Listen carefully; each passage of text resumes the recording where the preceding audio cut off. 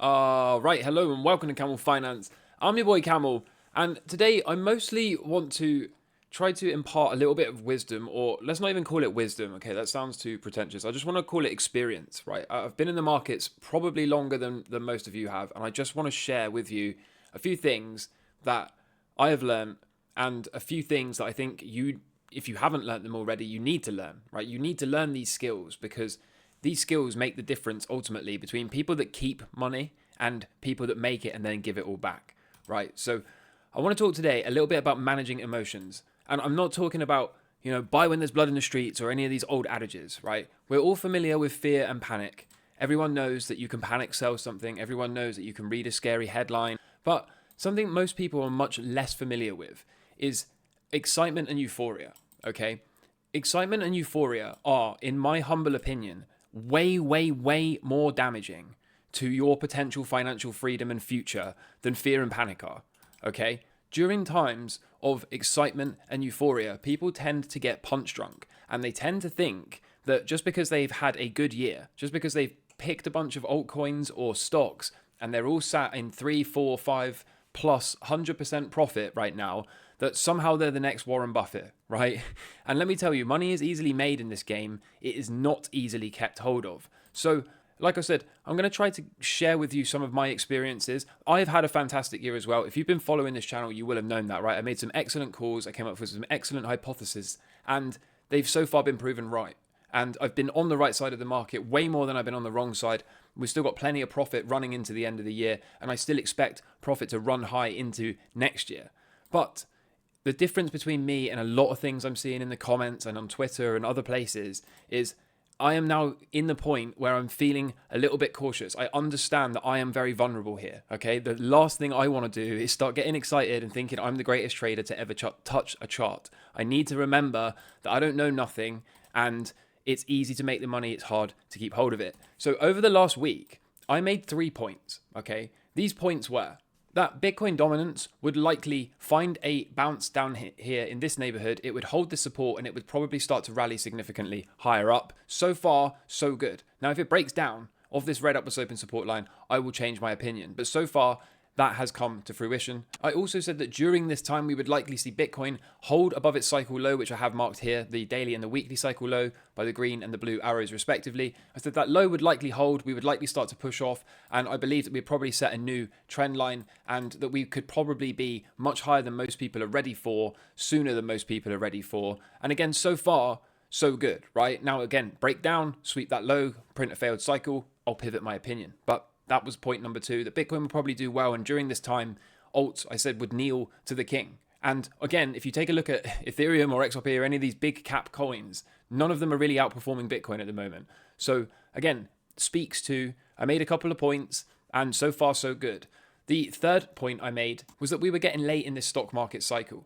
And that usually when we get late, it's reasonable to expect a sharp pullback into that daily cycle low. Before then, we can get a nice bounce and a big melt up, blow off top rally into the end of the year and potentially into Q1 or even Q2 of next year. So first, we probably have to do something like this. And then I think from there, we got a good chance at starting to go into berserk mode. Of note, we have a candidate here for potentially finding a day 38 to 42 cycle low over the next, say, 4 or 5 trading sessions. And this again speaks to me being 3 for 3 on these expectations. Again, if we were to blast off of here, then we'll say maybe it's not in or whatever. We'll deal with it if it comes. But as of now, I've made these 3 points, right? The Bitcoin dominance would hold support. It did.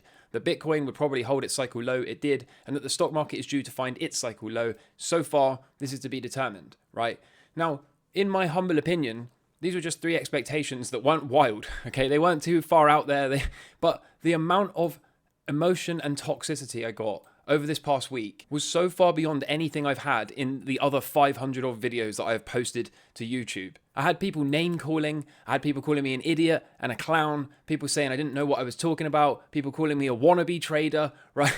And I had comments on comments. Some people just commenting once in the comment section to give me their opinion or to make me hear their voice. That wasn't enough. They then had to go through and reply to half a dozen odd comments from channel members and alike that had written their own comments and then let these members know that I was a clown and an idiot, right? And then on top of this, we had people speaking in absolutes this was through the roof, right? Remember, the only thing you know is you don't know, okay? If you think you know with certainty what's going to happen, then you're just a rookie, okay? That's all there is to it, okay? Nobody knows, and if you speak in absolutes, i.e. Bitcoin will do this, or Bitcoin dominance will do that, well, you're just a rookie, right? You haven't been here long enough. It's the Dunning-Kruger effect, isn't it? We also had clown emojis at an all-time high, right? Not just on my YouTube and Twitter, but also in other places on Twitter and other people's YouTube channels. And I saw a whole heap of comments, again, not just in my comment section, where we had people coming in and saying, yeah, well, that trader ain't nothing. I bought XYZ at the lows, right? Or I bought so-and-so at the lows. Like, I'm a genius. I saw a huge amount of comments for people telling everyone else how awesome of a trader they were and how many excellent calls they've made this year, right? And so with all this as the context, the point I'm making here is we need to remember where we are. Okay, this is what I refer to as the everyone is an expert phase. So if I quickly pull up an S&P 500 chart, this is a year-to-date chart, okay? This is this year. Now, you tell me where you could have bought stocks and lose money this year, okay? So do you see what I mean? It's easy to say, yeah, well, I picked this at the lows, right? But unless you bought in the last 2 or 3 sessions, then you're in profit, okay? Everyone is a genius in a bull market. Same for the NASDAQ chart. Let's click on year-to-date, okay? Take a look at this. Where could you have bought this and lost money? What about for Bitcoin? Here's the year-to-date chart. You tell me where you could have bought to lose money on Bitcoin, right? And it's the same for lots of cryptos, as I'm sure you're well aware. So the reason I point this out is we're in this phase where everyone thinks they're an expert and a genius. Remember, money is easily made. It is not easily kept. And I can tell because I've been here long enough that when I see things like this, name calling, arrogance, people speaking in absolutes, people thinking that they're the next Warren Buffett because they bought some stocks at the lows and they went up all year this year, this is when we are most vulnerable as traders, me included, okay? It would be very easy for me to run back through the year and go, look at all this stuff I bought low down, okay? And now it's way higher. But like I said, you're most vulnerable in this current state. I noticed Bob Lucas was pointing this out as well. He said, look, posting the profit and loss charts speaks volumes on financial maturity. It does. Most people haven't been here long enough to know that make money or lose money, like it doesn't matter, right? Keeping money is what's difficult, okay? Look, we're happy. I'm as happy as Bob is that kids are making banks, okay? That's good. I want people to succeed. That's why I do what I do. It's why I share with you everything that I share with you. It's why I give away so much stuff for free. No shilling of referral links for exchanges or encouraging you to buy altcoins or anything like that, right? I just try to give away as much of my experience as I can for free because it's such a minefield out there and so much of it is literally designed to make you lose money. So I'm as happy as Bob is that people are making money here. I love to see that. That's why I do what I do. But again, when you look around Twitter and ask yourself the question, how many profit and loss charts and screenshots were you seeing 12 months ago, right? Not many, right? If any. There was, that wasn't a thing. But now where are we? Well, now everyone's a genius, like I said. So it's not just me that's noticing this. I'm seeing this with a lot of OGs. In fact, take a look at this, right? Here's Tony the Bull. He says weeks ago, he called attention to this upper Bollinger Band breakout. And to his frustration, he was trolled by someone who was calling him an idiot and said, this is not a buy signal. Again, speaking in absolutes and name calling. And now look at Bitcoin since he gave that signal, okay? Again, Bitcoin continues to do Bitcoin things. It continues to blow people's minds who are not experienced in financial markets. So one last time I want to reiterate this point. It speaks to where we are at the moment. We are at easy mode. We have been on easy mode for the whole year. It doesn't matter what you bought this year. If you bought it and held it through the year, you're probably in profit. Does not make you a genius. It makes you highly vulnerable. As I've written here, it speaks to vulnerability being at the highest. And the reason for this is there's only one shortcut in finance, okay? There's only one shortcut in finance, and that is from the top to the gutter, which is one step, okay? That's the only shortcut. The only shortcut in finance is from all the way at the top right down to the gutter, and you can do that in one step, particularly if you spent the entirety of 2023 making loads of gains from your altcoins and Bitcoins. We're probably going to make even more gains into Q1 and Q2 of next year. If we really are going to have this blow off top moment, then we really are going to see insane performance from altcoins, from Bitcoin, from tech stocks, from small caps. This is going to be unlike anything that has been seen in a very long time. But like I say, the only shortcut is from the top to the bottom. And the reason I say things like vulnerability is at the highest is when you're in fear and you're panicking from seeing bad news or assuming Bitcoin's going to crash another 5K from 15K down to 10K, the worst you can do is sell your position, right? But when you are punch drunk, thinking that you know something, when you are punch drunk, thinking that you can't possibly pick a stock that won't go up, thinking you're the next Warren Buffett, thinking you know with absolute certainty what is going to happen next in financial markets, that is the type of emotion that will lead you to mortgage your house, okay, and then put it 100x leverage on some speculative project. This is the type of emotion that will lead you to take money from your parents and from your grandparents and promise them a return, only to go and put it into some speculative bubble and then lose their pension or a big chunk of their net worth, okay? So it's important to check yourself, just like I'm checking myself, okay? The higher we go, the more nervous you should be. I know it feels good to make money. Believe me, I know. But believe me, okay? People are vulnerable right now. And that is the message of today. So again, it's not just me. Lots of people, experienced traders are all noticing this. Experienced traders are also getting called names and being trolled at the moment. And like I said right at the beginning, it's easy to make money. It is not so easy to hold on to it. Here's another thing from Bob Lucas I wanted to point out. Look, it feels like we're hitting the speculative side of the market much sooner in this 4-year cycle. Now, that's mostly an anecdotal observation at this moment, but from that, he does wonder what the possible implication of the broader asset cycle is. Like, maybe we go higher faster, changing unexpected structure. He's just thinking out loud. And of course, what he's pointing to here is looking for the signs of a left-translated cycle top in Bitcoin. Bob kindly clarifies this here and says, look, if we're at 60K by late Jan, that is a sign, okay? That's a sign and something to be concerned about. And with the Bitcoin chart continuing to do Bitcoin things, again, it's got some work to do, right? It needs to get above this high cluster here. It needs to get above there so that we can confirm that we are indeed in an uptrend and holding support and looking for much higher numbers. And maybe we've got some work to do in here, right? Maybe we've got to chop around in here before we can go. But if we do something like this, or even more bullish and do something like this, then 60K by January is in play. And if 60K by January is in play, that means we have to be open to seeing a change in cycle. Now remember, going back to what I was just talking about vulnerability, if everyone is mortgaging their houses and levering up on Bitcoin, and we're going to have a left translated early cycle top for Bitcoin, then now you're perhaps starting to see how markets always move to harm the most amount of participants. All of this, of course, likely coupled with the fact we're seeing more and more of these crypto adverts ready to advertise the ETF. Now, again, I really hope that this brings in trillions. I really hope this brings in trillions and Bitcoin goes on a long, extended 8-year bull market, just like gold did after its ETF launch. But again, charts are the charts and the charts don't lie. For now, though, the positives are, okay, that it's been a great year. And Bitcoin is up 160+% year to date and is closing in on another high for the end of the year. There's a clear track record which suggests we've got another big up year in 2024 for Bitcoin. And of course, right at a time where this is becoming impossible for institutional investors to ignore the greatest returning asset of all time, 0% exposure will pose career risk. And of course, we've got these ETFs coming.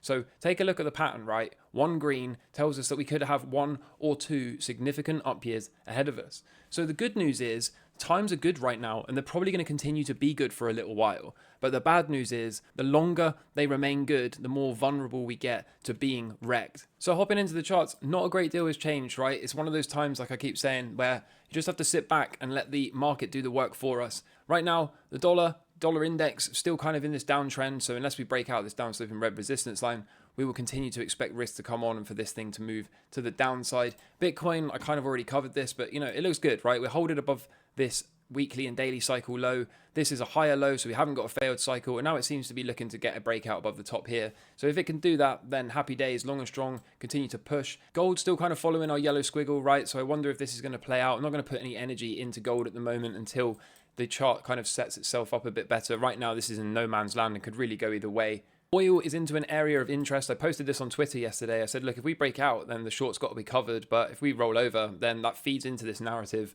of a deflationary bust.